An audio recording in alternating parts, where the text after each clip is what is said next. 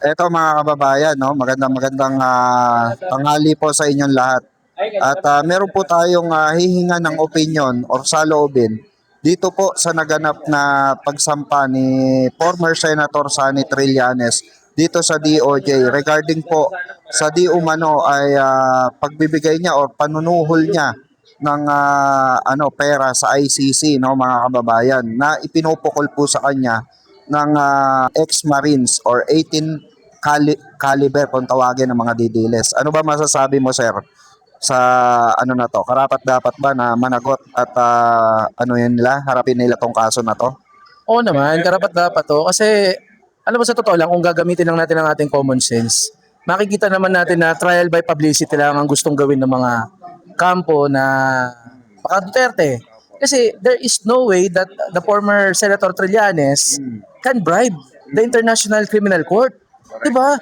Independent body yan eh. Sino ba naman tayo ng mga Pilipino ang magsasampa ng kaso doon? Kahit yan ay si former Senator Trillanes pa, hindi niya kayang i-bribe yung ICC. Hindi pwede mangyari yun. Kung ibabribe yung ICC, baka maka-apekto pa yun, baka pakawalan nila bigla si Digong dahil ibig sabihin, ba't mo kami ibabribe, di ba? Ano, may tinatago pa kayo? Political persecution ba to? Yun po ang pwede mangyari dyan. Kaya yung mga DDS na to, yung mga propagandist nila, ginagawa nila nito kasi sa kasamaang palad, marami pa rin tayong mga Pilipino na madaling mabiktima ng mga fake news and disinformation. They're associating their lives with what is happening in our politics. Halimbawa, may tao na tatamad-tamad, hindi masyadong ginagawa yung makakaya niya para mapaunlad yung buhay niya at ng kanyang pamilya, imbis na isipin niya, i-evaluate niya what he is doing with with his life and the lives of his family or her family kung babae yun. Correct. Ang pagbibintangan niya yung gobyerno na lang. Ang daling sisihin ng gobyerno eh, pare. Ang daling sisihin. So, ano sa makatuwid, sir, naniniwala kayo na itong timing na ito na inilabas ng X-18 Marines is ano lang para maapektuhan yung dinidinig sa ICC? Alam mo, when it comes to politics, timing is everything. Kailan ba nila inilabas yan? Alam mo ba kung kailan? Nung bago magkaroon nung trillion peso March rally in celebration din ng 40th anniversary of the EDSA Revolution. Ganon kalupit ito mga ito. Talagang gusto nila na i-maximize yung mga gagawin nilang hakbang para maaaring may sumugod na sa Malacanang. But their plan was foiled kasi sila na lang naman na naniniwala na upang mapabagsak ang pamalang Marcos, kailangan Duterte ang umangat. Mali po sila.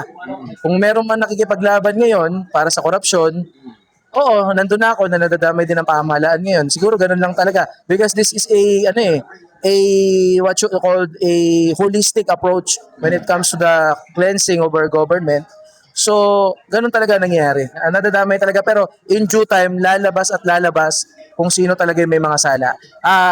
I-stress out ko lang din or i-point out ko lang din na mahirap po talagang i-pinpoint yung mga gumawa ng kasalanan, lalo na yung mga nakaupo pa ngayon na nasasangkot kung sila man ay may pananagutan dito. Siyempre, they have the power to smoke screen, no? Or to fix the possible evidences na laban sa kanila. Kasi nasa kapangyarihan sila. Pero ito, tingnan mo, halimbawa, kunwari lang presumed innocence pa rin naman until proven guilty. Pero kahit pa paano, si former Senator Revilla ay mas naiproseso na. 'Di ba? Kasi mas mahirap talaga banggain or ano yun yung mga nasa posisyon pa. Kumbaga, we don't know what is happening inside yung sa circle nila pero yun na nga, mahirap talaga. Kaya tama lang. Itong ginawa nito ni former Senator Trillanes, this is a statement na kapag may ginagawa masama, dapat agad-agaran mo yung actionan. Kasi maiiwan niya sa perception ng mga Pilipino na, bawa itong 18 Marines na ito, kung hahayaan mo lang to kung hindi mo, bibigyan ng kaparusahan or kakasuhan, baka mas lalo pang maraming maniwala ng mga Pilipino. So, sir, last question na lang po. Sa tingin niyo po ba, nararapat lang na kasuhan din ng ICC itong X-18 Marines na ito? Pwede kasi ano yan that's a form of parang ano yan libelous yung remarks nila lalo na wala naman silang 'di ba, niyuyurakan nila yung integridad na meron ng ICC. Pwede silang kasuhan, pero I don't think nagagawin ng ICC yun kasi they are bigger than that. Pero yun nga, iniisip ko, ito yung mahalagang i-point out ko din Alam mo ba na abogado si pero wala tayo din hindi na natin masabi no. Ito naman speculation lang natin. Baka lang ha. Ha? If ever na si VP Sara Duterte may connection sa mga ito, sa galawan ng mga 18 Marines na ito, I think being a lawyer herself, dapat alam niya na hindi gagawin to kasi maaari maka-epekto to sa kaso ng kanyang ama na nandun sa Dahig. Okay. Diba? Parang, although hindi rin naman, pwedeng hindi rin naman kasi ano naman yun mga matatalino na may mga tao na independent nga sila Pero kahit na, di ba? Parang ikaw na lang bilang duty mong anak. Kung sakasakaling ito stress out ko lang kung sakasakaling she is behind this Siyempre, hindi tayo pwede mamintang. Possible lang because they are the political arch rival now Marcos and Duterte. So baka siya ang may niyan.